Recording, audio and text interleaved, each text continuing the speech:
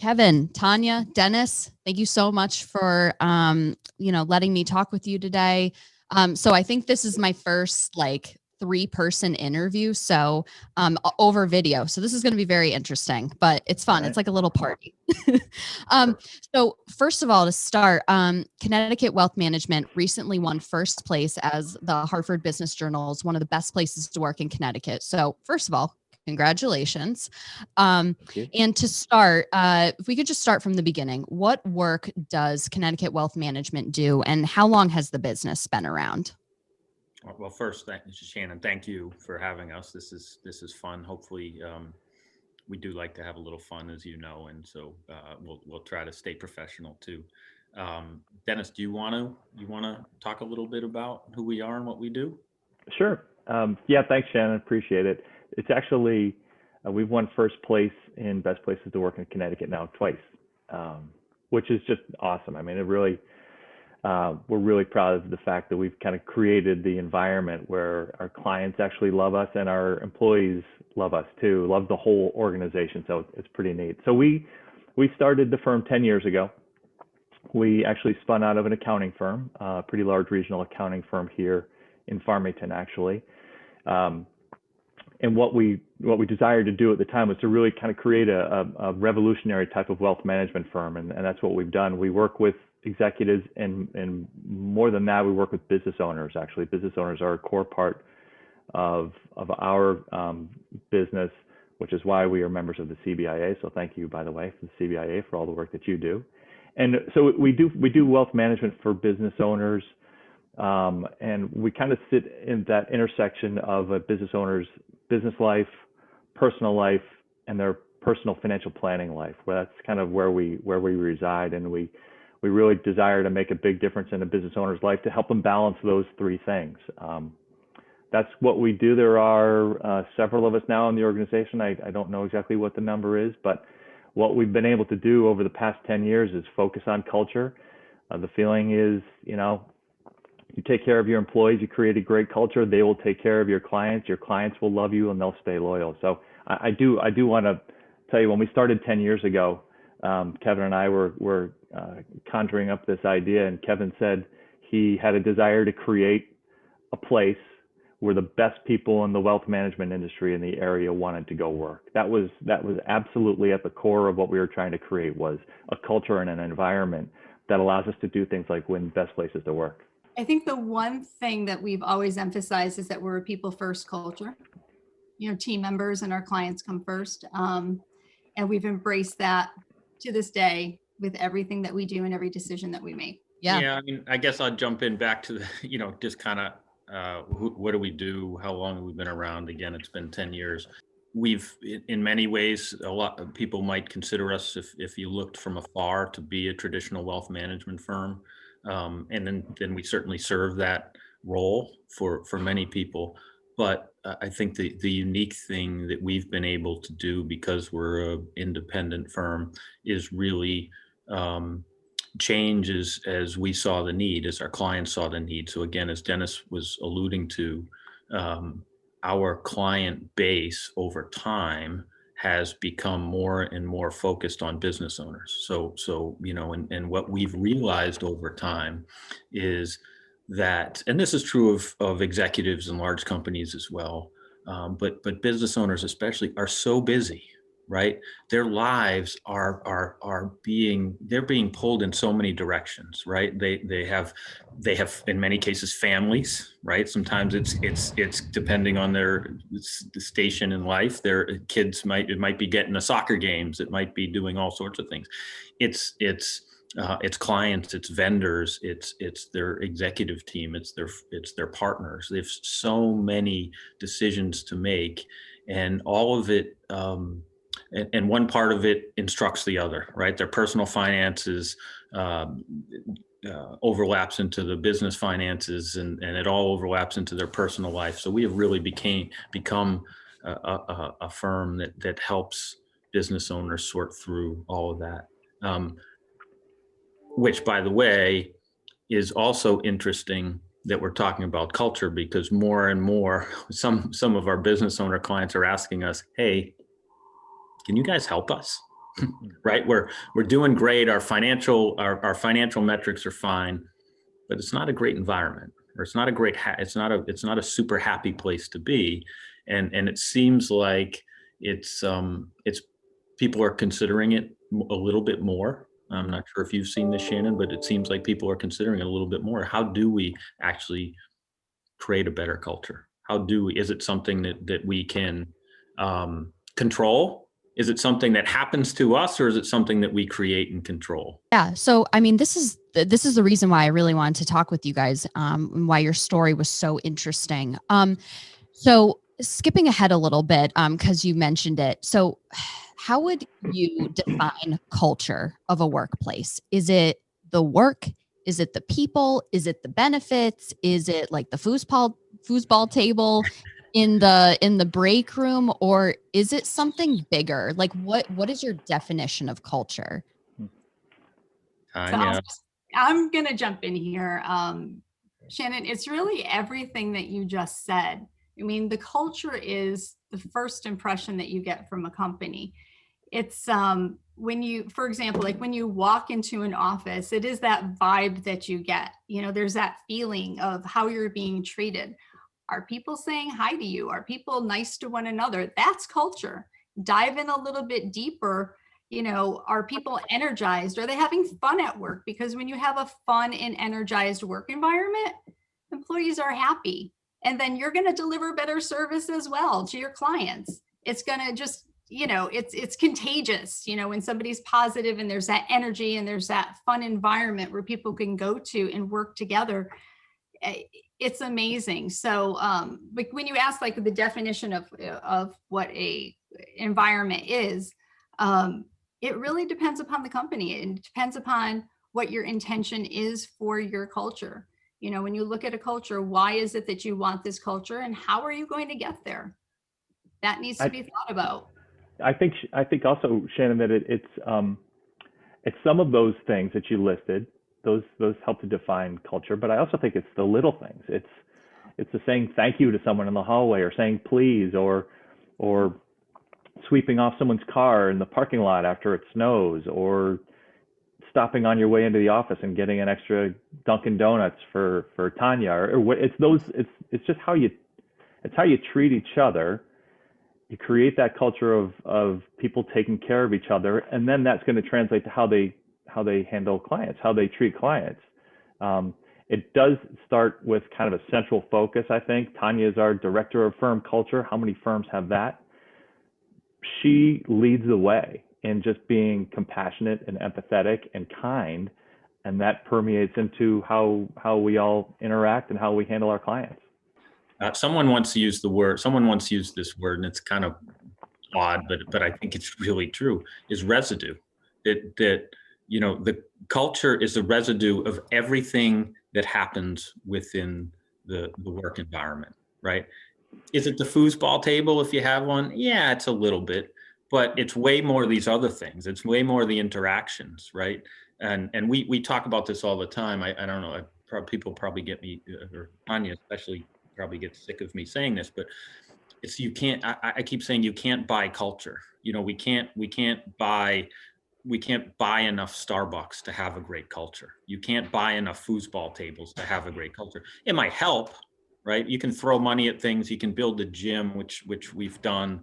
Those things are all wonderful. But if you're not treating each other well, there's no chance you're going to have a good culture with it. I don't care how nice your gym is, right? If you're not investing, and here are some other things that aren't so, don't feel like culture necessarily, maybe, or fun, but are way more important. Investing in the growth of your teammates, right? Mm-hmm. If people, wow, it's great, we have a gym and I get Starbucks and even people are nice to me, but my career's not growing. Nobody cares whether or not I'm going to get where I want to be 3 years from now.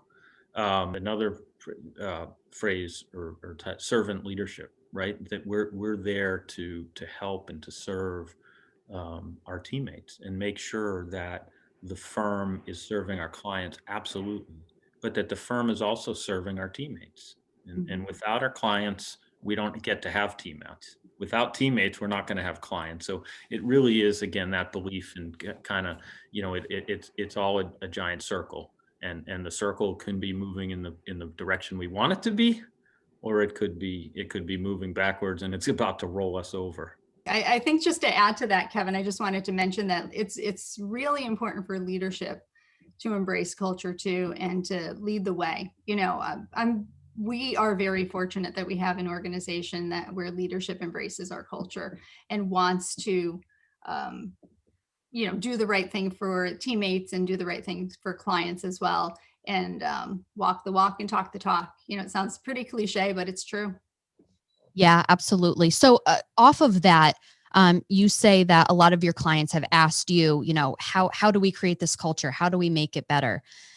What is some advice that you've been giving your clients about if they come to you and they say, I know I want to change my culture, I know I want to make it better, but I have no idea where to start? And how do you identify or help them identify ways where their culture is, I don't want to use the word toxic because that's a really negative word, but just really where the culture doesn't necessarily connect, where the business needs and the employee needs, where they really connect. So what advice do you give your clients for identifying those things? It begins and ends at the top. Mm-hmm. You cannot say we're going to have a great culture, right? And then leave the room and leave it for everybody else to figure out, and then go work, 90 hours and be demanding. And over demanding is okay when it's appropriate, right? Overly demanding and sending texts and emails at 10:30 at night and then again at 5:30 in the morning, right? You can't and then say, oh, we have a great culture, we buy Starbucks and we have a gym, and right? It's got to begin and end at the top. Period. End of conversation. And if a business owner comes to us and asks those sorts of questions, how do I have a great culture? And he or she is not willing to live it, the answer is you're not going to, until you decide or leave, right? Let someone else do it. Really, to me, it's really that simple. But let's assume that somebody buys in, that somebody says, okay, yeah, I do want it. I am bought in. I am going to be, I am authentic when I say that, right? He or she has to exhibit that behavior, right? And again, probably pretty obvious. Someone needs to own it. Someone needs to be in charge. So what it seemed really silly, Tanya accepted, we offered and Tanya accepted, right? The position of director of firm culture when maybe we were 14 people. It felt really silly in some ways, yet back to what Dennis said, very early on, we said, this is what we want to be. And we could easily, I grew up in accounting firms, right? Dennis grew up in investment firms, both very, very different, but both have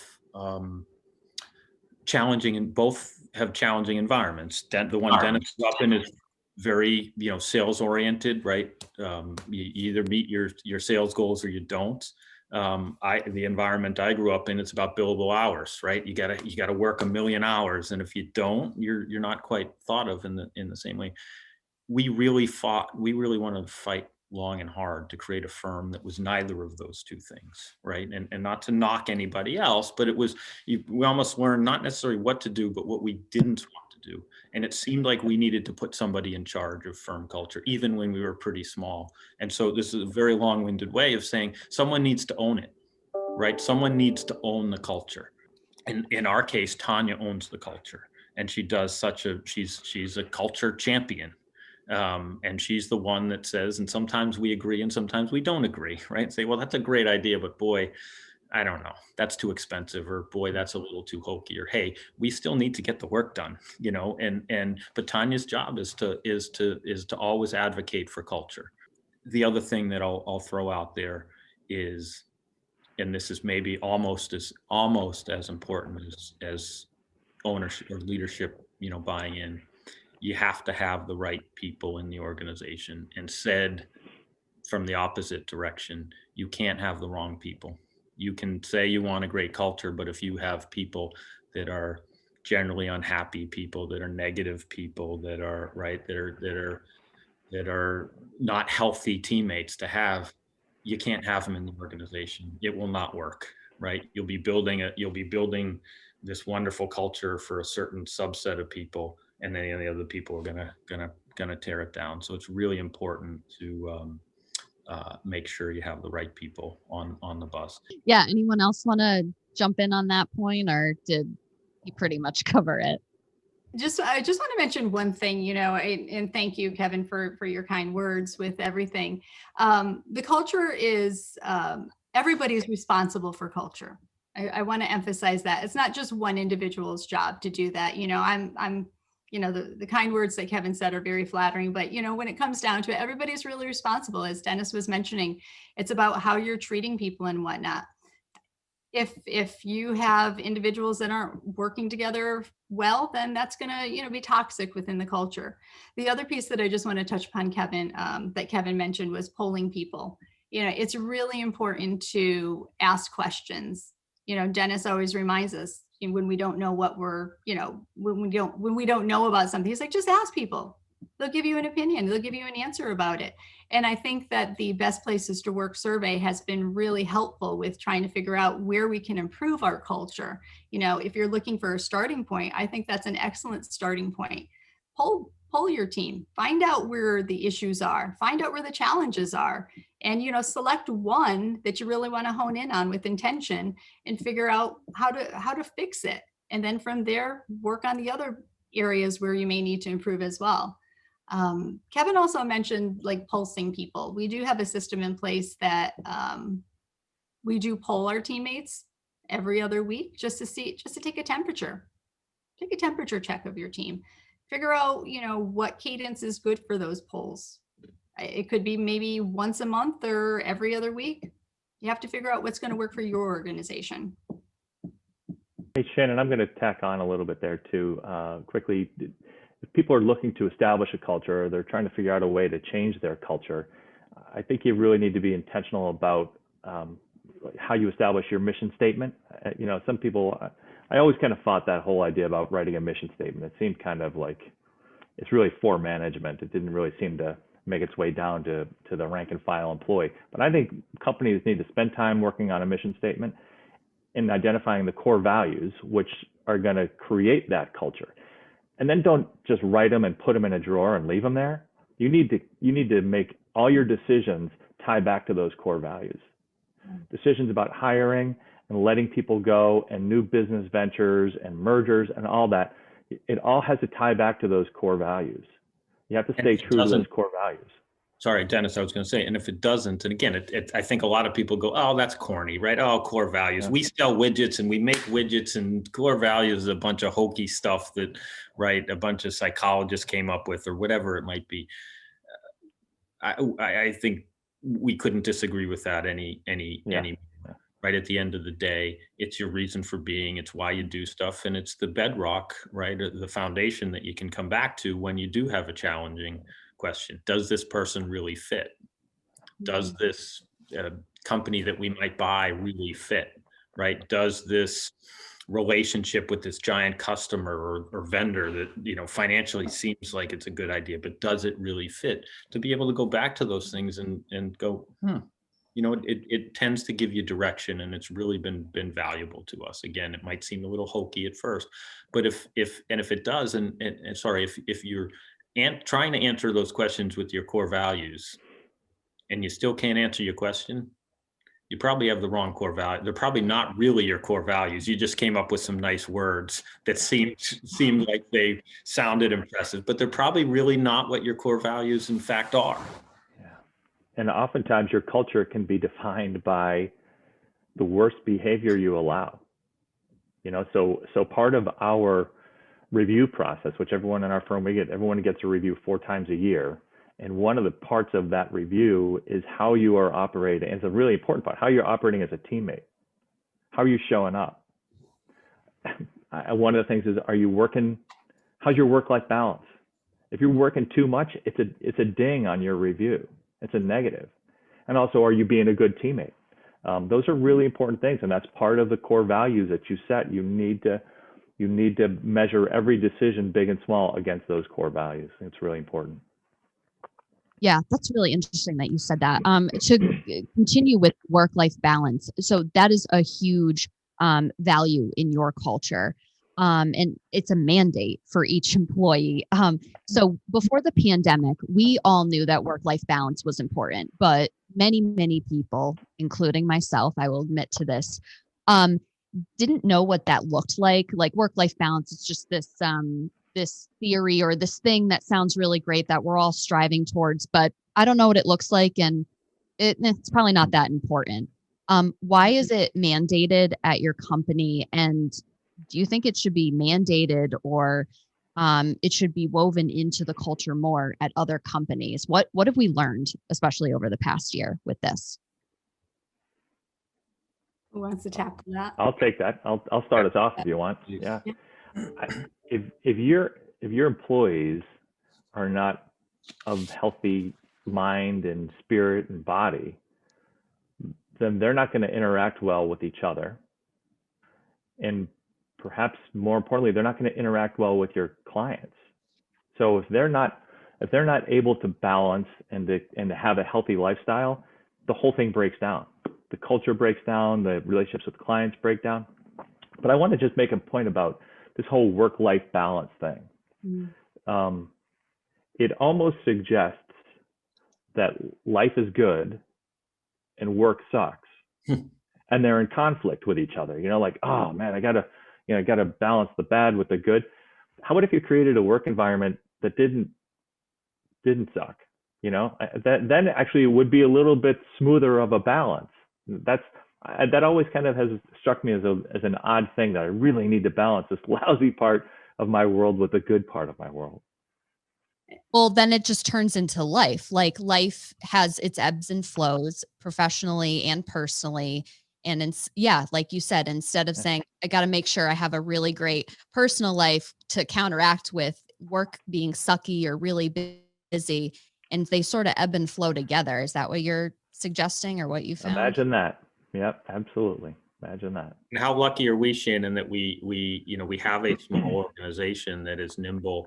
And maybe, frankly, as we sit here, it just dawned on me, it's very possible that maybe we focus on this culture stuff out of selfishness, that we ourselves want a fun place to be. And so maybe we're not quite as thoughtful and nice as we think we would want to be. Maybe it's selfishness, but again, how cool is it to actually really enjoy the people you work with? Have fun, right? Have a nice environment. Doesn't mean we don't. And I think sometimes the mistake many of us make is suggesting that, to have a proper work-life balance, you can only be working 32 hours a week, or, that it's an hours thing. It's, you must be soft. You don't work hard, right? And again, I think I don't think that's true at all. I think it really comes down to what Dennis said. And it's unique to each person, right? I could say I'm about to, a couple of weeks, I'm going to turn 50. My kids are out of the house. They're in college now. A balanced life a few years ago, 10 years ago, was much different than it is now. Right? The challenges of having young children and whatever challenges people have, and we all have different challenges. Some need to take care of parents, right? Some have longer commutes, some have whatever it might be. Right? Some have passions elsewhere. To try to be supportive of those things. At the end of the day, we exist to serve clients, right? We need to be clear on that. But if we can also at the same time be thoughtful about what works for each of us, what gives Dennis work-life balance and Tanya work-life balance might be two completely different things. The fact that we can acknowledge that and try to do the best we can to be a good place for each of them to find that balance is pretty cool. Dennis, I see Tito waving his tail behind you. Oh boy. Talk about work-life balance. That's right? Making sure you're near your pets at all times. Shannon. Yeah, but think about, how are you supposed to have like an energized, fun environment that's to build trust and relationships with your employees if you don't have that work-life balance? And if your company is not embracing that, it can't happen. One of the things that we're doing with clients too, Shannon, and Kevin mentioned this before, is those business owner clients. They're trying to balance their crazy busy work with perhaps their crazy busy personal life. And as I said before, your personal life, your business life, and your financial life, when you're a business owner or an entrepreneur, they're completely interconnected. They're 100% interconnected. And a lot of these business owners are faced with the challenges of they've got their attorney they're trying to work with, and they've got their accountant they're trying to work with, and they've got a couple of insurance agents, and they've got their banker. And they've got so many balls up in the air that they can't either spend time on their personal life suffers, or they can't actually spend any time thinking strategically about the business.